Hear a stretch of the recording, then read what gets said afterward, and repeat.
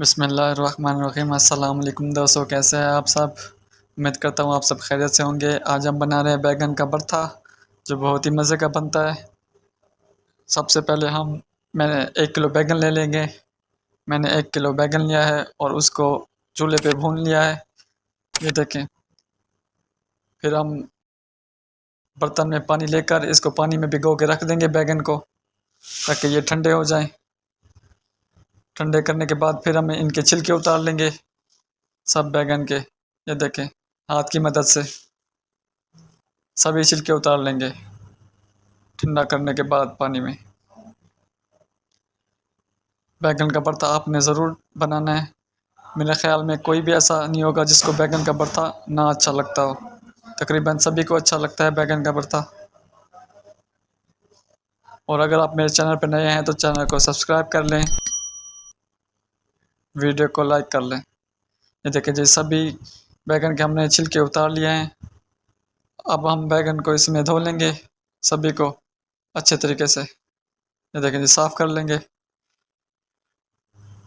سبھی کو، ایسے اچھے طریقے سے دھو لیں تاکہ جو بچے کچھ چھلکے ہیں وہ بھی اتر جائیں۔ ہاتھ کی مدد سے سب کو ایسے دھو لیں صاف کر کے، یہ دیکھیں جی۔ یہ دیکھیں جی، سبھی کو ہم نے دھو لیا ہے، اور یہ دیکھیں جی، اب ہم اس کو چیک کر لیں گے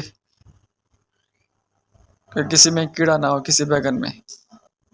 یہ دیکھیں جی، اچھے طریقے سے چیک کر لیں، سبھی کو چیک کرتے رہیں، یہ دیکھیں، چیک کر لیں گے سبھی کو، یہ دیکھیں جی۔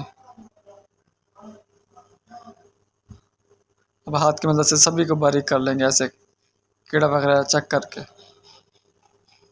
چلیں جی، سالن بنانا شروع کرتے ہیں۔ بسم اللہ الرحمن الرحیم۔ اب ہم اس میں ڈالیں گے پتیلے میں 200 گرام کوکنگ آئل۔ اس کے بعد ہم اس میں ڈال دیں گے ½ کلو پیاز، یہ دیکھیں جی۔ تقریباً 5 منٹ پیاز کی بھنائی کر لیں گے اچھے طریقے سے۔ زیادہ بھنائی نہیں کرنی آپ نے پیاز کی۔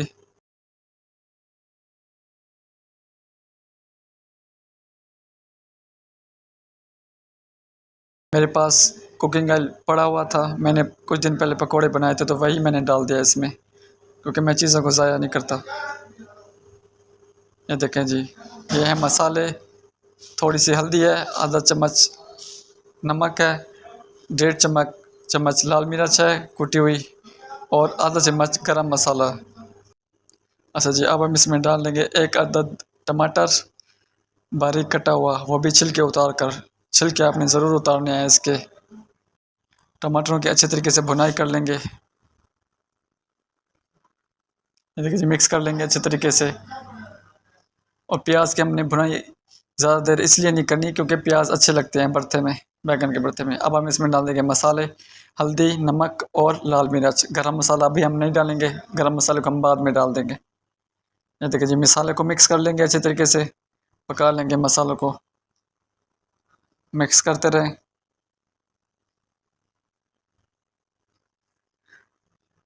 آپ نے ویڈیو کو سکپ نہیں کرنا، ویڈیو کو پورا دیکھنا ہے، تبھی آپ کو پتہ لگے گا بیگن بنانے کا طریقہ۔ اور اس کے بعد ہم ڈال دیں گے اس میں سبز مرچ، تقریباً 7 سے 8۔ میں نے تو ایسے ہی ڈال دیا، آپ نے اگر کاٹ کر ڈالنا تو کاٹ کر ہی ڈال سکتے ہیں، جیسے آپ کا مرضی۔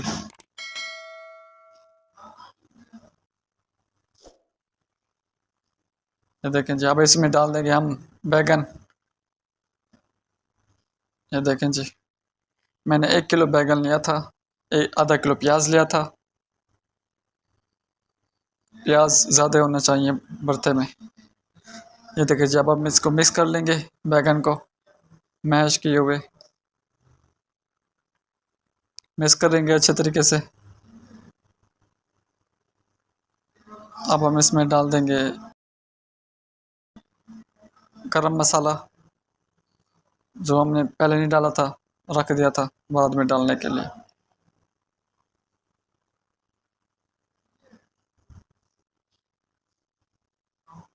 یہ دیکھیں جی، اب ہم اس میں گرم مسالہ ڈال دیں گے اور اس کو کر لیں گے مکس۔